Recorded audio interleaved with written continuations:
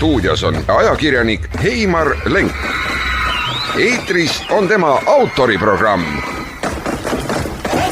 Ilma pikema tseremooniata juhatangi sisse kevade kuulutaja Heimar Lengi, kes on kohal värskete materjalidega. Ütlen ära ka kuupäeva, see on 16. märts aastal 2026. Hommikune aeg, õues on 4 kraadi sooja. Kevadised olud igatpidi, lubatakse küll ka lumesadu, aga juba eetri väliselt ütles Heimar mulle selle kohta, et ja mis siis, las tuleb pealegi, et korraks tuleb ja läheb sama targalt minema ka, nagu üldiselt kõik asjad siin maailmas, aga milline olukord riigis ja terve maakera muna peal, seda me hakkame kohe kuulda saama. Tere, head raadiokuulajad, Kagu raadiokuulajad. Meelis pidas silmas mitte, et täna lumi tuleb. Lumi võib tulla veel alles nädala 2-3 pärast. Aga täna on ikkagi soe ilm +4, sa ütlesid, tuleb kuskil 14 kraadi. No tulevastele põlvedele, kes meie faile kuulavad 50 või 120 aasta pärast. Ja meie oleme siis täna siin ilusal kevad hommikul, süda laulab, linnud laulavad väljas. Ma ei tea, kas kuldnokad on juba kohal, ma pole otse näinud, aga... Kuldnokki ei tea, aga Toonekurge nägin küll reedel lendamas.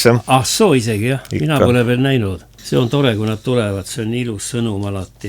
Ja viib sellistele igasugustele mõtetele see kevadaeg, et kus me oleme ja kuhu me liigume. Ja kui nüüd vaadata Eesti ajakirjandust, siis on niimoodi, et ajalehtedes ikka ühte-teist põnevat ilmub, aga raadiokanalid oma ülevaadetes neid palju ei taha kasutada vist või eriga rasked teemad, ma mõtlen siin suured raadiojaamad väiksemates ja siin Kaguraadios ikka ma kuulan kogu aeg selliseid originaalseid arvamusi, mis ei pruugi ühtida riigiametniku poliitikaga. Seda on hea kuulata, et alternatiivne mõtlemine on meil eestlastel veel alles jäänud ja veel julgeme.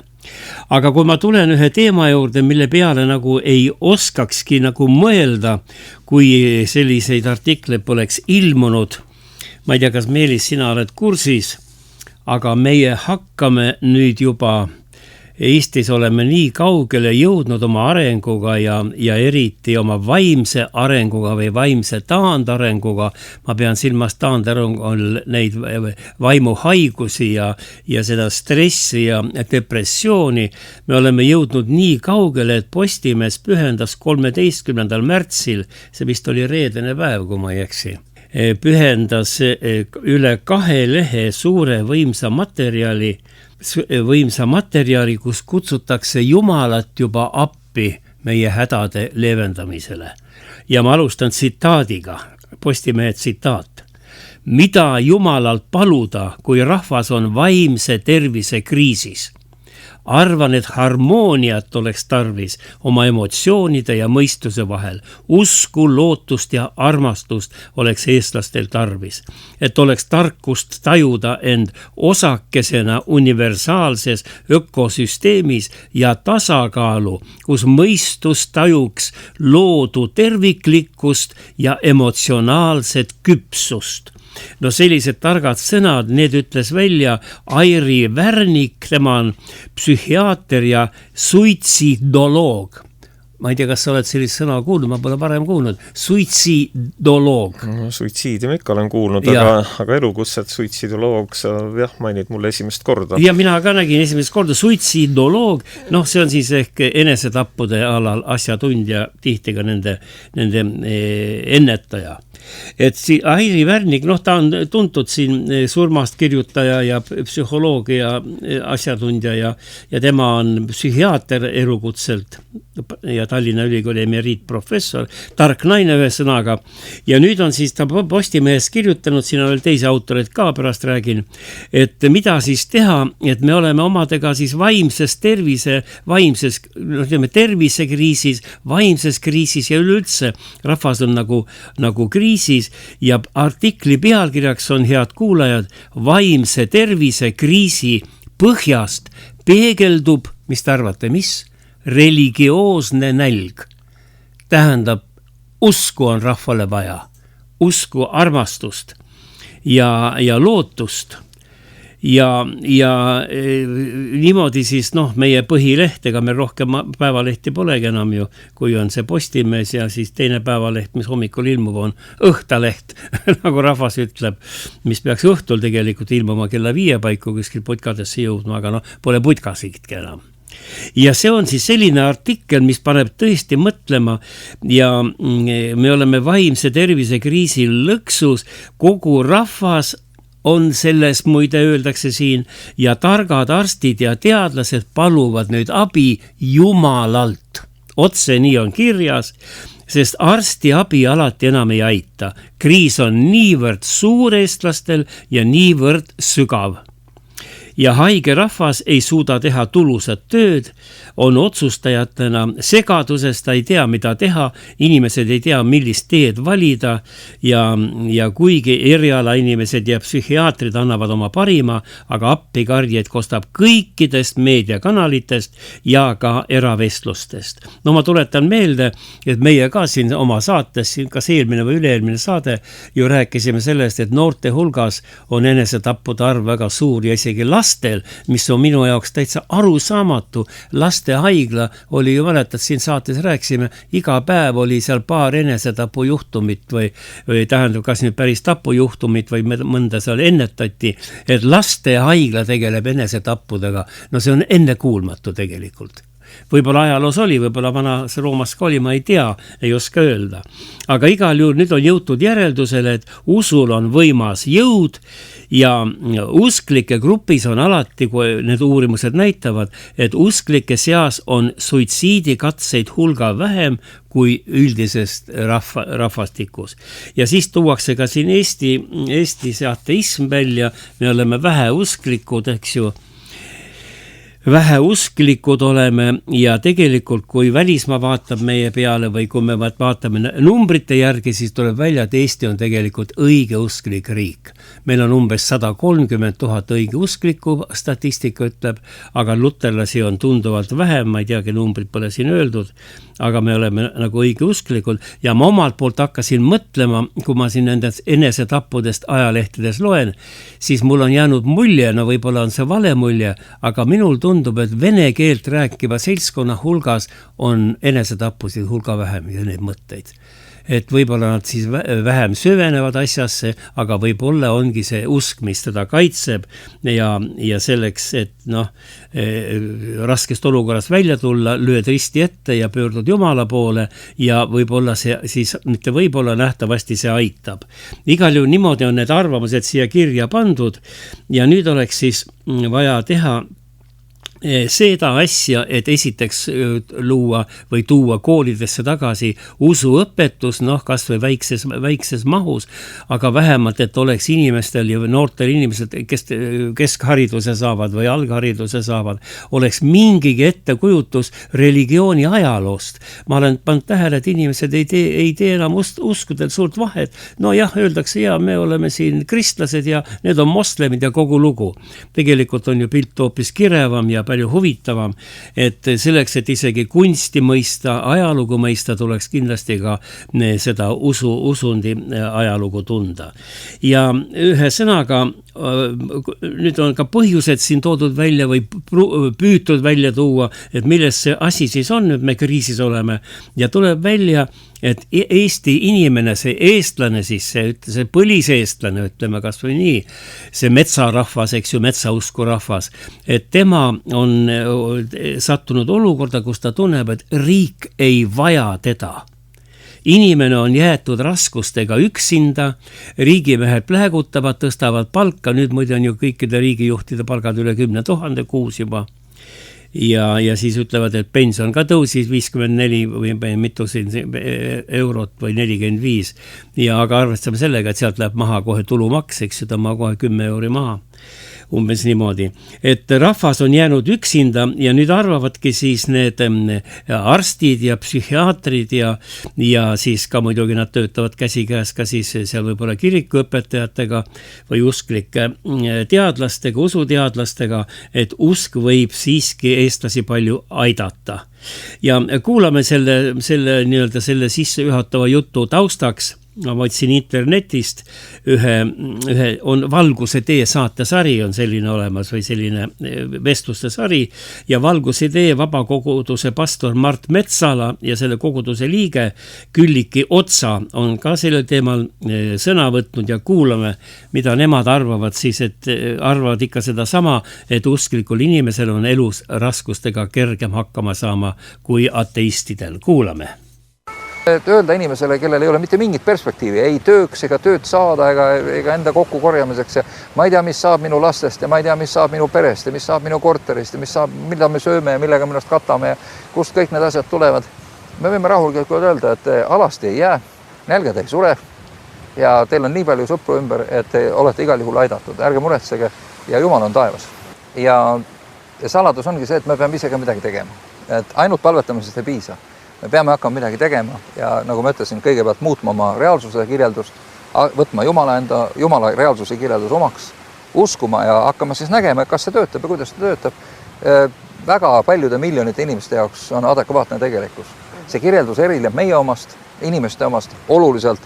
Me ei ole uskunud, et niimoodi saaks olla, aga meil on mõistlik usaldada teda, kes selle kõik tegi, ta teeb paremini. Ja selle tervenemise aluseks me võtame ikkagi Golgata ohvri, Jeesuse Kristuse valatud vere ja Jeesus on valmis seda tervendust jagama iga ühele, kes teda palub. Nii et näeme ja kuulsime siis nüüd ja veendusime, et juba teadlased ja arstid ja psühhiaatrid ja targad inimesed kõik saavad aru, et Eestis peaks nagu tulema no ütleme siis usu taassünni ajastu või tähendab Eesti, ütleme siis niimoodi usuks, mida keegi usub, võib ka metsausk olla, aga lihtsalt nagu tundub, et rahva moraali ja enesekindluse ja enese nii-öelda teostamise mitte aluseks, aga ütleme toetuseks peaks olema siiski mingisugune religioossus ja mingisugune ikkagi usk, milles segi, et siis ennast nagu sellega tugevdada ja päästa tihti peale.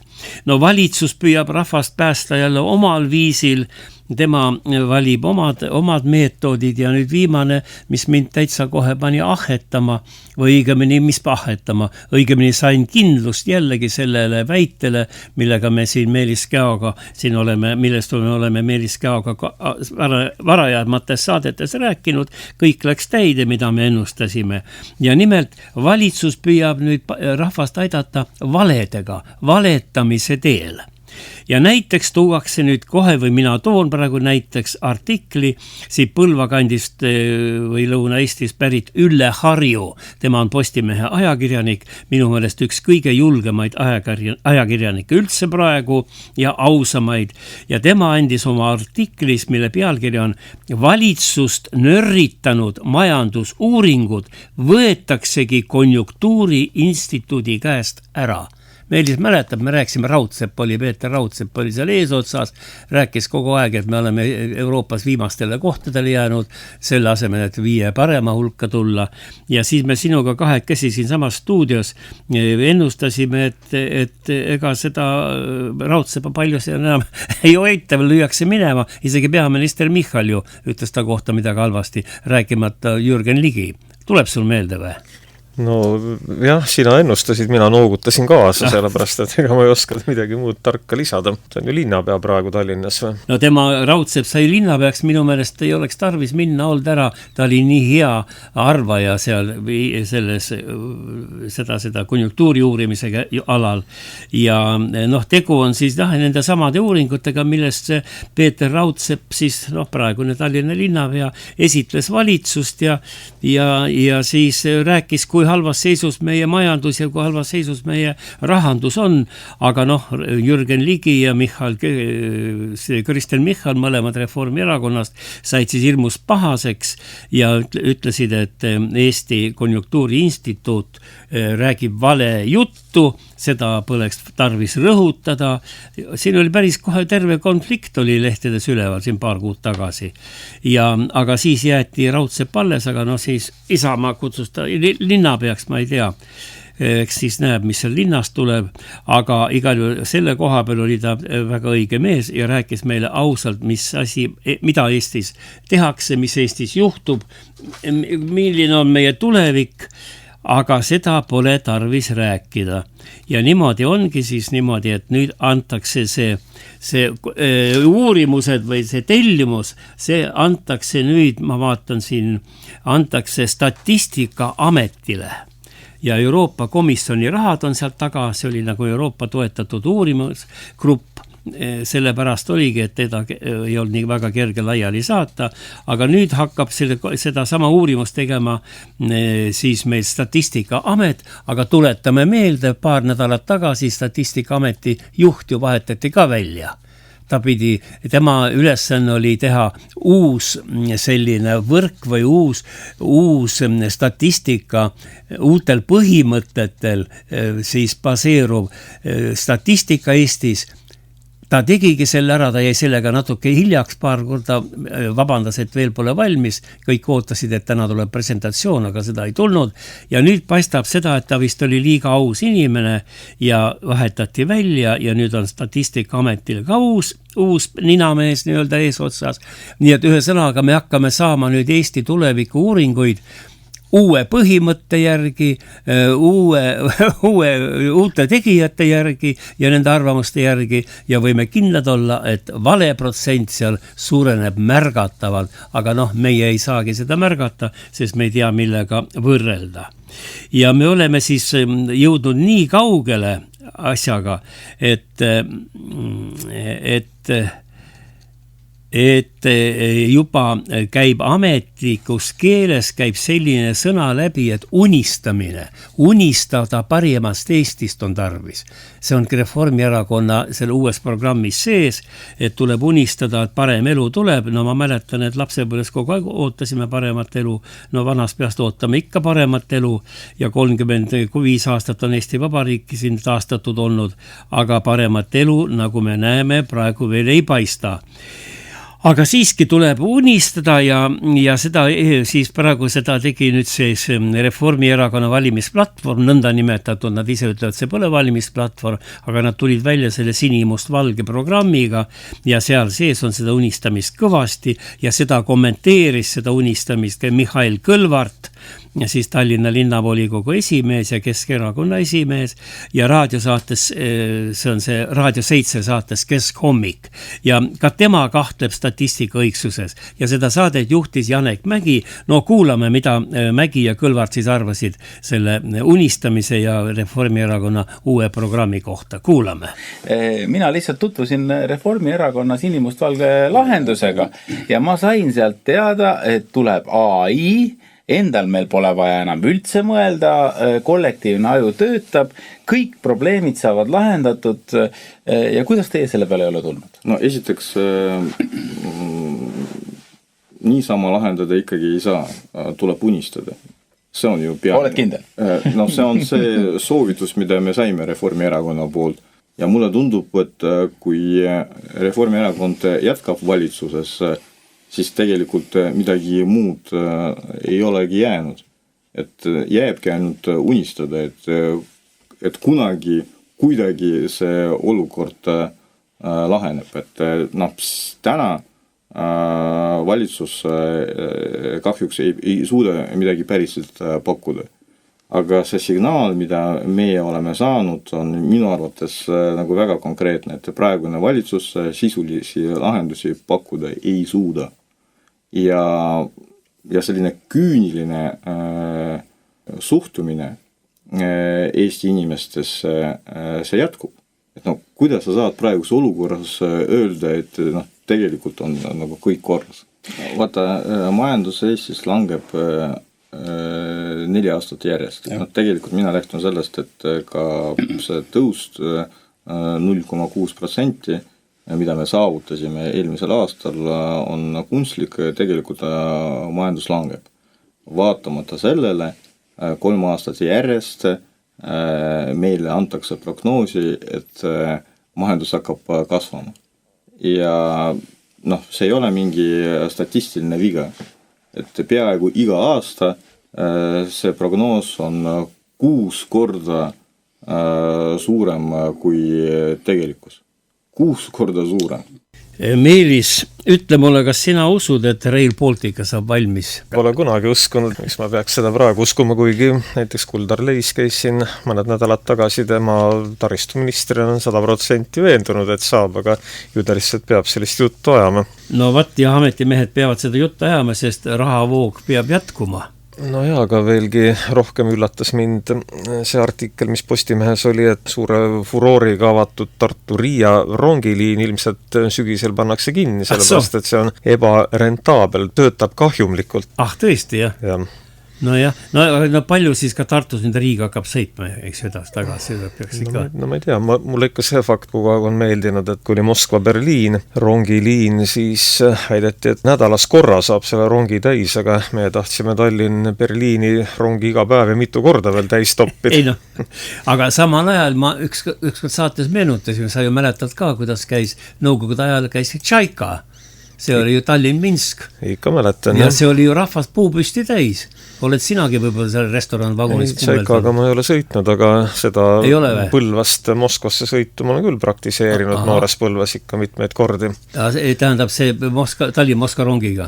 No väga hea, siit läksid õhtul rongi peale, hommikul olid Moskvas, kui tahtis samal päeval tagasi tulles õhtul 5 paiku pidid uuesti raudteamas olema, sellega jõusid kõik kummid, summid ja igasugused need inturistipoed läbi käia ja kaupa oli, ananassi sai osta, jalgrattaid, igast asju. Ma isegi ütlen sulle, mul on meeles, ma siin niivõrd palju sõitsin, selle rongi nimi oli number 176. Ja Moskva-Tallinn. Käis 2 rongi, või 3 rongi käis päevas ja üks oli siis Estonia rong, firma rong, milleks hommikul välja ja see oli siis, mis siit läbi tuli, oli natuke see aeglasem rong, aga peatusi oli rohkem. Ja see oli... Põlvasse sai Moskvasse, Võrusse sai Riiga väga hästi, nii et kaubareisid olid siit kandi vähemalt daamide hulgas au sees. Nii see oli, aga nüüd tuleb välja, et Rail Balticuga on selline lugu, et keegi ei oska öelda, millal ta valmis saab. 30. aastaks ta vist valmis ei saa, aga nüüd juba tunnevad Riigikogu liikmed ja no nii-öelda uudishimulikud inimesed ja poliitikud ja ka ametnikud, et kuhu on läinud Rail Balticu rahad, suured rahad, kokku oli vist 3 miljardit seal ette nähtud, nüüd ühelt poolt nagu ei tule seda raudteed seal Läti poolt, seal on nagu soikunud asi, meie nagu ehitame, et nüüd kukub välja, et me ehitame siis Ainašini välja ja hakkame sinna sõitma siis edasi-tagasi uhke raudteega. Ja kuhu see raha kulub, see on see suur küsimus. Ja sama küsimus näiteks on ka, et kuhu on relvastuse raha läinud.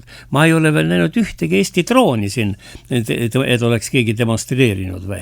Me ehitame ikka neid punkreid siia piiri äärde ja piiri ääres lätlased veel taastavad soid, et tank kukuks sohu, kui tuleb siia. No kui me vaatame praegu nüüd Ukraina sõda natuke tahaplaanile jäänud, aga kui me vaatame nüüd Iraani sõda praegu Iisraeli ja Ameerika Ühendriikidega, siis seal ju maavägesid üldse pole, ainult käib ju raketi ja drooni rünnak ja sõda missugune. Ja meie ehitame punkreid. No lihtsalt, absurd, eks hakkad mõtlema, aga rahad lähevad. Ja siin ongi see küsimus, et kuhu üleüldse kõik see raha kaob meil. Ja Mart Helme, siin EKRE esimees ja Riigikogu liige, tark mees, kõnekas mees, ja tema uuriski, et kuhu on raha läinud, siis see Rail Balticu või selle raudtee raha, ja ta tuletab veel meelde ka seda, et ega me ei peagi väga uurima, sest eestlased on väga lapsemeelne rahvas. Ja tal ei olegi midagi head loota temast. Kuulame siis nüüd, mida Mart Helme ütles Riigikogu toolist selle siis Tallinnast lähtuva Euroopa raudtee kohta, Rail Balticu kohta. Mart Helme räägib. Ja ma küsisin, kui mitu miljonit olete te võtnud ära minu raha, minu laste raha, minu lastelaste, täiskasvanud lastelaste raha. Kui mitu miljonit te olete selle projektiga võtnud ära iga Eesti inimeste raha, mis on sisuliselt kuskile mutta tambitud. Mina ei oska seda peast praegu välja arvutada, aga see on miljonites, iga hinge kohta miljonites selle aja jooksul. Ja te ütlete selle peale, aga 80% sellest on Euroopa Liidu raha. Kuule, Euroopa Liidu raha on ka meie raha. See on meile, Eestile antud raha. Selle eest me peame saama avalikke teenuseid, selle eest me peame saama infrastruktuuri arendust. Aga me ei ole saanud. Aga keegi, Kuldar Leis, minister, keegi on selle raha saanud. Kes on selle raha saanud? Kes on saanud need 100 miljonid miljardid? Et see on kriminaalne. Ja ajakirjandus on meil õueajakirjandus tänapäeval üha rohkem ja rohkem korrumpeerunud ja kinni makstud ja ideoloogiliselt aktivistlik. Nii et ajakirjanduse peale ma ei loodaks Eesti Vabariigis. Mulle on jäänud mulje, et meil Riigikontroll siiski püüab täita oma rolli, ehkki võim püüab talle seda nii hapuks teha kui vähegi võimalik. Aga Riigikontroll, mulle on jäänud mulje, ikkagi püüab. Lätlased meie poole ei ehita raudteed. Meie tahame edasi. Kiirrongiga Iklasse, ooperisse, üherealise kiirrongiga. Et see on nii naeruväärne kõik, et tõsise näoga tulla rääkima siin ja räägib meile peaminister sellest ja räägib meile üks minister ja teine minister ja kolmas minister. Vaadake, Karl Ernst von Baer kirjutas toreda raamatukese eestlaste endeemilistest haigustest. Ja üks eestlaste endeemiline haigus, ja see on väga selgelt välja tulnud, eriti viimase 5 aasta jooksul, on lapsemeelsus. Lapsemeelsus ja selline kujutelm, et seni kuni otseselt minu taskusse ei ole kätt pistetud ja sealt minu 5 eurost välja võetud, ei ole ma kahju kannataja. Kui see on riigieelarvest läinud, siis pole minu asi. Mis sellest, et ma olen selle võrra ka vaesemaks jäänud. Aga vaata minu taskust, kui te tulete võtma otseselt seda viimast 5 eurot ära, siis ma pahandan. Aga seni, kuni te võtate 5 miljonit minu taskust ära riigieelarve kaudu, see pole nagu minu asi. Vaadake, see on lapsikus. Ja kahetsusväärselt meil ministrid esindavad seda sama lapsikust. Aitäh! Riigikogu liige Anastasia Kõlvart võttis ka sõna, tema on seal see korruptsiooni uurimise komisjoni esinaine, tubli jurist ja tubli tegija ja tema ütles otse välja, me kohe kuulame ka seda Riigikogu kõnetoolist, et 2030. aastaks mingisugust raudteed ei tule ega valmis ei saa. Aga Anastasia Kõlvart tuli välja veel vapustava uudisega, õigemini mitte uudisega, selles mõttes, et see uudis oli juba siin meedias viksatas läbi jaanuarikuus, ma vaatasin, aga sellest keegi pole laiemalt rääkinud, aga iseenesest on täiesti jahmatama panev süsteem, mida Eestis praegu kasutatakse. Ja nimelt, ma nüüd ütlen teile, head kuulajad, seda Rail Balticu protsessi siiani juhtinud ülemused, ega me nende ülemuste nimesid ka eriti ei tea. Seal on üks seltskond tundmatud nimed, väga kõrgete palkadega ja väga suuri rahasid jagavad. Ja seda protsessi siiamaani halvasti juhtinud ülemuste kaitseks on Eesti riigil nüüd kavas osta nendele ülemustele vastutuskindlustus. 20 miljoni piires iga inimese kohta. Nii et kui eelmine Rail Balticu direktor, siin Eesti direktor, mina ei tea, kuidas ta nimi on, peab vaatama, kes siin praegu juhib ja kes siin varem on juhtinud, et nendele meestele, kui võim vaheldub, tuleb Eestis uus võim ja kui e-valimisi ei kasutata, siis kui võim muutub ju kohe üleöö muutuks. Ja kui tuleb uus võim ja hakkab küsima ja uurima, et kuhu Rail Balticu rahad on läinud, siis need eelmised ülemused ja vaheülemused on kindlustatud Eesti poolt rahaga, et neid ei saa süüdistada. Nagu president elu lõpuni ei tohi teda kohtusse ja vangi panna. Vaat sellised süsteemid elus käivad ja vähe sellest, et direktori kindlustatakse 20 miljoniga muide. Ka nende abikaasasid, naisi ka. Nii et sa võid praegu varastada, võid eksida, võid valesti ehitada, aga sa tead, et elu lõpuni mitte keegi sulle kraesse ei hüppa, sellepärast, et sul on riigi kaitse 20 miljoni euro ulatuses. Ja nüüd jääbki selline mulje, et see projekt valmis ei saa, aga mitte keegi vastutama ka ei hakka. Ja valitsus ütles, et aga seda me oleme kasutanud ka mitmel pool mujal, seda vastutuskindlust. kindlustust. No ma ei tea, mul andmeid ei ole, aga tuleb välja siis Air Baltic või mis meil oli siin, Eesti õhk oli meil. See Eesti õhk lasti põhja või pall lasti õhust tühjaks ja et võib-olla nendele ülemustel on ka siis tehtud see vastutuskindlustus, et ühe sõnaga mina ei vastuta millegi eest, kui mind maha võetakse, kui ma olen miljonid lasknud sinna kuhugi korstnast välja lennata ja ma ei tea, kuhu nad jäid, aga siin süüdistada ei saa. Et see on ikka vapustav, mis Eestis toimub ja samal ajal me maadleme ikka õpetajate palkadega ja siin hooldustöötajate palkadega ja raha ei ole, sinna raha ei ole, aga nendele vendadele 20 miljonit iga ühele, kui tuleb kriisiolukord, kui nad vanad on ja kui nad on juba töölt lahkunud. Nii et mingisugust vastutust Eestis ülemustel ei ole selle eest, mis nad on teinud. Kuulame, mida ütles Anastasia Kõlvart Rail Balticu kohta Riigikogu kõnetoolis siin eelmisel nädalal 2-3 päeva tagasi. Rail Balticut aastaks 2030 ei tule. Ja Riiga me kindlasti sellega sõita aastal 2030 ei saa. Vaatame tõele näkku. Ja väga paljud ametnikud, poliitikud, kes olid nende otsuste juures, kes on täna nende otsuste juures, saavad sellest suurepäraselt aru. Sest miks muidu on vajalik selline kindlustus teha, kus siis endisi, praeguseid, tulevasi juhte ja ametnikke, aga ka nende pereliikmeid kindlustatakse erinevate võimalike kahjunõuete vastu ja kindlustatakse tagasiulatuvalt erinevate nõuete vastu, mis võivad tulla nende otsuste, aga ka rikkumiste eest, mis olid vastu võetud aastast 2014. Ja nüüd see selgitus, mida ma juba mainisin, mis tuli peaministert ja täpselt sama selgitus, iga vastus, mis kõlas taristu ministri poolt, et see on tavapärane praktika, 20 miljonit eurot kindlustust ühe nõude kohta, erasektoris pidevalt kasutatakse selliseid kindlustusi. Vabandust väga, see pole erasektori projekt, see on maksumaksja raha eest ehitatav projekt, miljardeid ja miljardeid maksav projekt. Ja nüüd selle sama maksumaksja raha eest te kindlustate end selle vastu, et laristate selle sama maksumaksja rahaga ja tekitate maksumaksjale kahju. Et ma juba mainisin, et täna prokuratuur käis korruptsioonivastase erikomisjonis ja ütles, et meil absoluutselt mitte mingit järelevalvet ei ole riigiettevõttes, et riik on väga halb omanik olnud riigiettevõtetele ja see toimub ka meil suurte projektide puhul. 2 lennufirmat läks pankrotti, Rail Balticuga miljardid lähevad ei tea kuhu.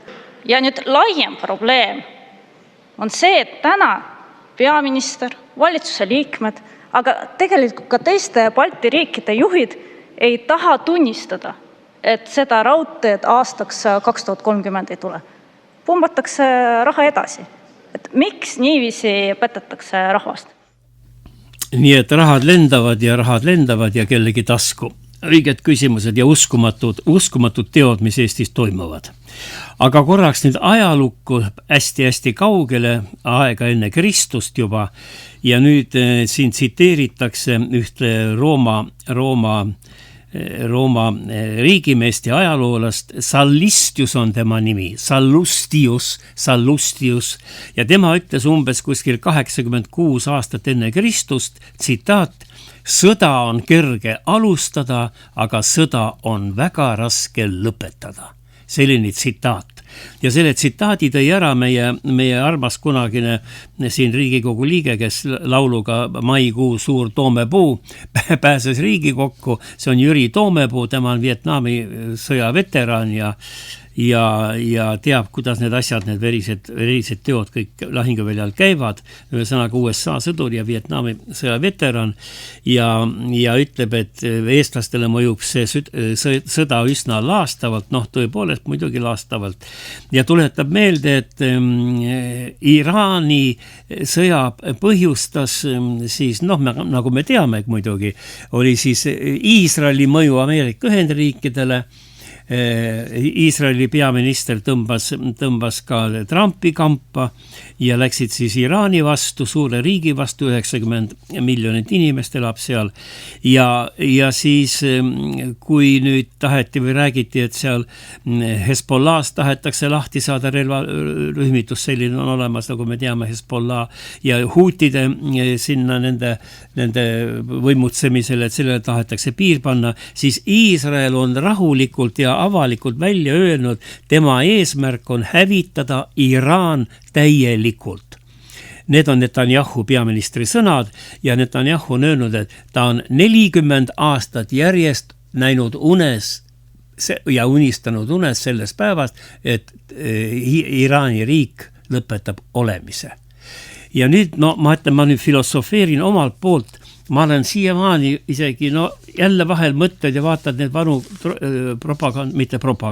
dokumentaalfilme nendest juudi laagritest seal, Auschwitzid ja kõik need kokku ja siin meie Klooga ja Kalevi Liiva ja mõtlen, milline ülekohus oli juutide vastu ja hirmust kaastunne ja ebaõigluse vastane selline hoiak tekib inimeses.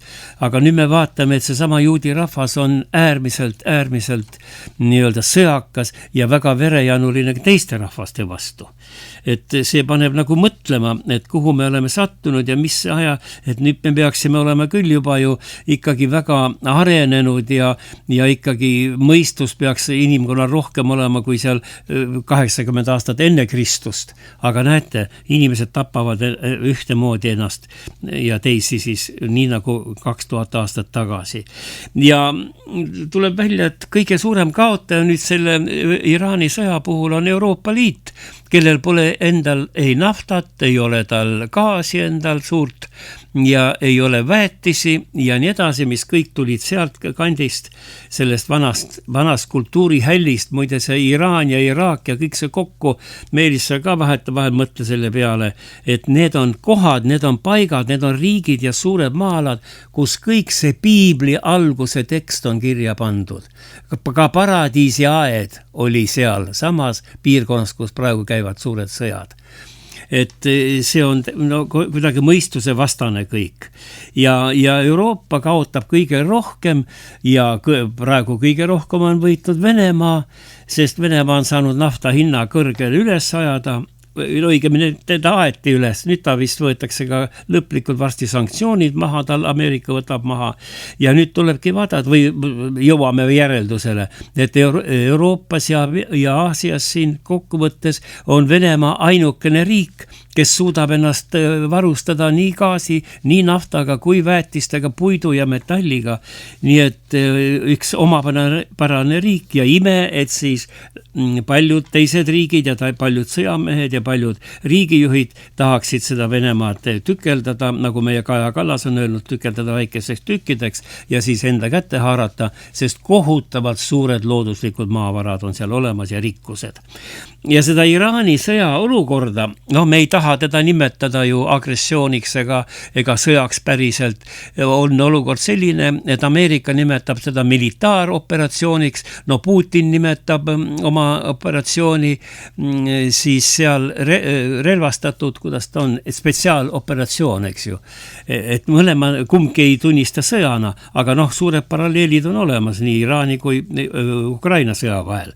Ja kuulame, Objektiiv on selline uudiste ja arvamusportaal, populaarne rahvas palju külastab teda ja seal selle portaali peatoimetaja Markus Järvi ja Riigikogu liige Varro Vooglaid arutasidki seda ja võrdlesid kaht sõda ja nad rõhutavad suurt kaksikmoraali. Et Venemaa sõda Ukraina vastu on hirmus agressioon, aga sõda Iraani vastu ei ole agressioon. Ja nagu välisminister Tsahkna nimetas, Iraani sõda hoopis Iraani nõrgestamise operatsiooniks. Kuulame, mida Markus siis Järvi ja Varro Vooglaid selle Iraani sõja kohta meile tarka oskavad öelda. Et esimene asi, mida tasub mainida ilmselt on see, et ega Eestit ja USA'd ühendab see, et mingisugustest põhiseaduslikest väärtustest enam juttu ei ole, ei Eestis ega USA's ka. Et teatavasti USA's peaks kongress välja kuulutama sellise sõjalise aktsiooni. Loomulikult kongressist mindi täielikult mööda. No jaa, aga see pole ka ju sõda. Ja, see on ju spetsiaalne ja vainne ja operatsia teatavasti. Täpselt. Nii et sõja jaoks oleks muidugi vaja kongressi autorisatsiooni, aga nii kaua, kui tegemist ei ole sõjaga, nii kaua võib teha, mida tahetakse. Ei tea jah, et seda on ka Eesti peavoolumeedias naeruvääristatud ja öeldud, et spetsiaalne militaaroperatsioon, et näe, kus valetavad. Aga näed, vaata, kui see tuleb teiselt poolt suurt lompi, siis ei ole nagu häda midagi. Et spetsiaalne militaaroperatsioon, jah, seda kinnitas meile kongressi ka spiiker Johnson, seda on kinnitanud Trump ise vist, et tegu ei pidavat olema üldse sõjaga. See on siuke mõnus ajugümnastika kogu aeg. Ühelt poolt, eks ole, Trump ütleb, et ma nõuan Iraani täielikku kapituleerumist. Teiselt poolt samal ajal püütakse seletada, ega sõjas me samal ajal Iraaniga ei ole, eks ole. Aga muidugi kõige olulisem asi, mida algatuseks tuleb öelda, on see, mida sa sissejuhatuses niimoodi mööda minnes ütlesid, aga ma arvan, et seda tasub rõhutada, et ilmselgelt ja ühemõtteliselt on tegemist agressioonisõjaga. See on agressioon, sellel on juriidiline kvalifikatsioon, see on agressioonikuritegu, mis on toime pandud. Ja iseenesest on tähelepanuväärne, et ma ei räägi ühestki poliitikust Eestis. Oled sa nüüd ühtegi poliitikut, kes suudab välja hääldada, et tegemist on agressiooniga? Ei ole olnud. Ja veelgi enam, ma olen vaadanud, et ma muidugi ei ole ka kõike nüüd lugenud, mis on avaldatud, aga mina vähemalt ei ole näinud, et Eesti meedias oleks ükski kas ajakirjanik, ajakirjandusväljaanne või laiemalt mõni arvamusliider, arvamusloo tasandil, kultuurielu tegelane või ma ei tea, rahvusvahelise õiguse õppejõud või midagi muud sellist suutnud siiamaani välja öelda, et tegemist on agressiooniga, agressioonisõjaga Iisraeli ja Ameerika Ühendriikide poolt algatatuna. Mis räägib meie olukorra kohta ikka väga palju, et sellist elementaarset ausameelsust me ei kohta, kui kajastatakse Ameerika Ühendriikide ja Iisraeli geopoliitiliste ambitsioonide elluviimist. Nii et lihtsalt ei ole, üle välja lihtsalt ei ole, keegi ei suuda öelda. Ma just vaatasin, huvitav oli vaadata, milliseid avalusi tegi Riigikogu, kui alustas Venemaa Ukrainas 2022. aastal suuremat sõjategevust, millist retoorikat kasutati, eks ole, et mõista hukka kõige karmimates terminites agressioonikuritegu, mis on kõikide rahvusvaheliste sõjakuritegude kurjuse, koondkurjuse, et sükest retoorikat rakendati. Ja nüüd on niimoodi, et hukkamõistust pole juttugi, pigem on see, et Eesti peab ikka toetama peab, nagu Iraagi sõja puhulgi, eks.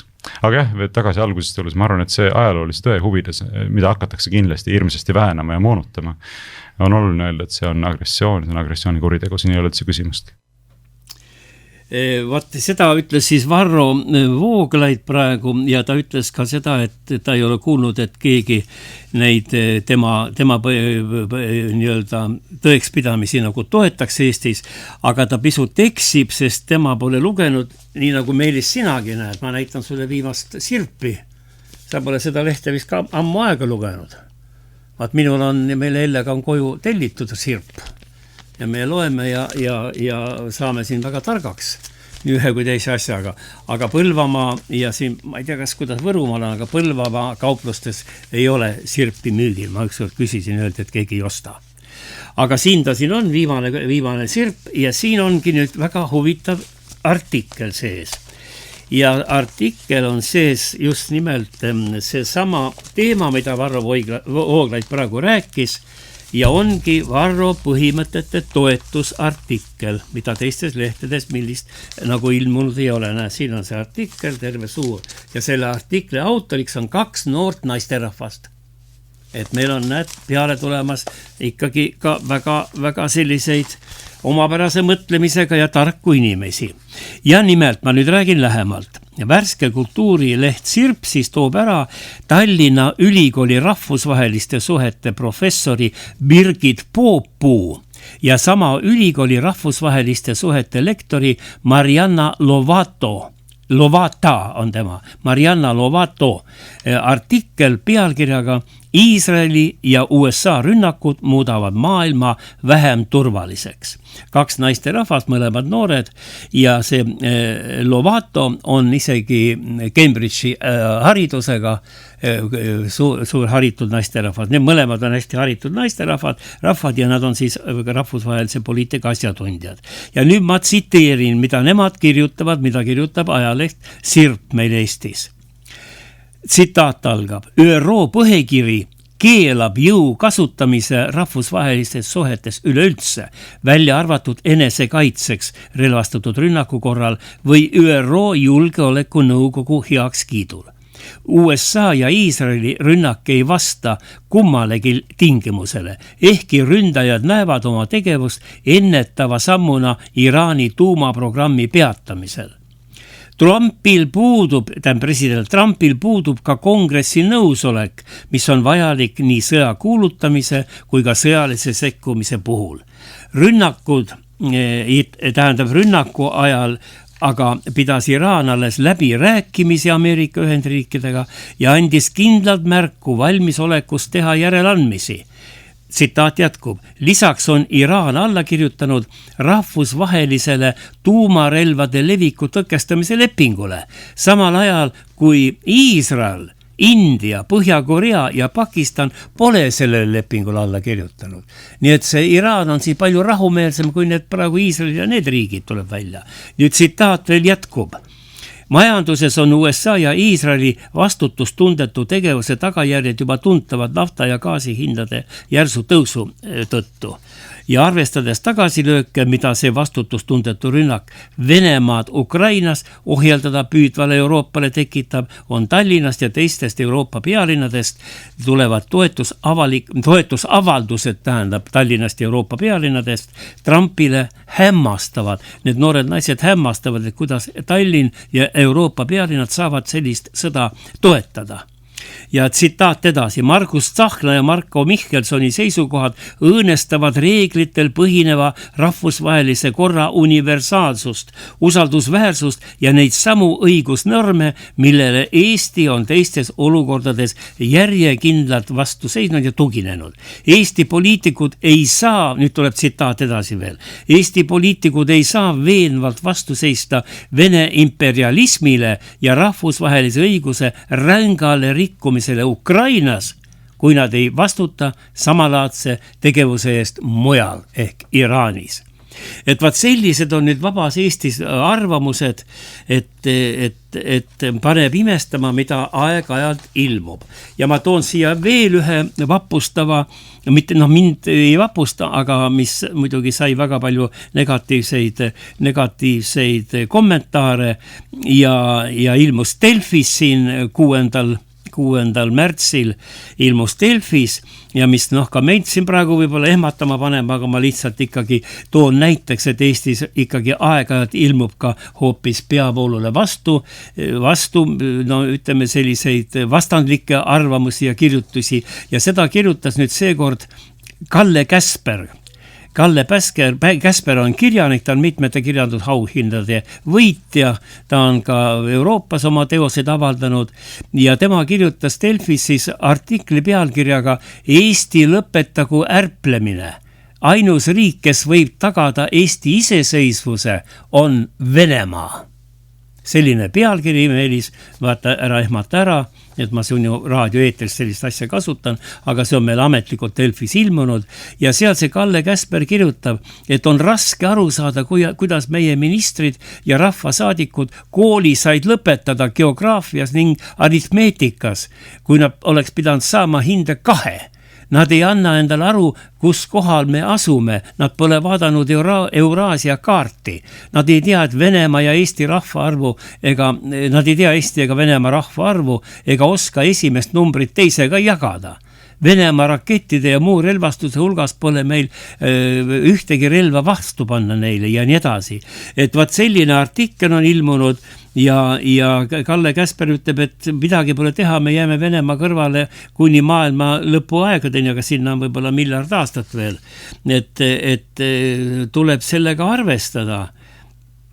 ja ta ütleb, et kui Kaja Kallas Venemaale resoluutseid nõudmisi esitab, siis tema Euroopa Liidu esidiplomaadi taga seisab suur ja võimas riiklik moodustis Euroopa Liit, aga ei tohi ka Euroopa Liit niimoodi vaadata asjale peale, unustades Venemaa võimsust ja nii edasi, et sellised arvamused, ma lihtsalt mõtlesin, toon teda natuke ära. Ja ta ütleb siin ka veel lõpuks, et pole välistatud, et Kaja Kallast sunnitakse mingil hetkel erru minema, kuid igatahes on ta Euroopa mökudele meestele näidanud, kuidas seista rahvusvahelise õiguse eest. Et Kaja Kallas on ka aeg-ajalt siin midagi õiget välja öelnud.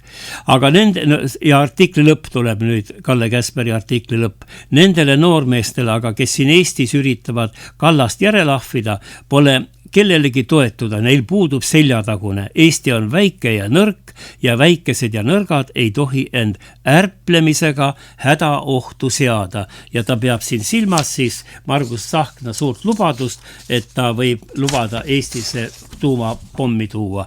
Täna kuulsime, või õigemini Eestil uudistes oli eile see sees juba, et Stubb, siis Soome president, ütles, et rahuajal Soome ei tooda mingil juhul tuumarelva.